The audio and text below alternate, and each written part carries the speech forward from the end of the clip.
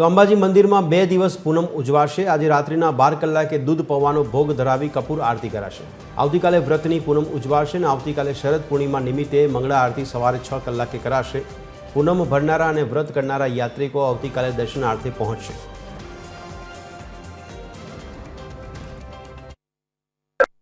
જે શારદીય જે પૂનમ છે તે પૂનમ ડબલ તિથિમાં માનવામાં આવી છે।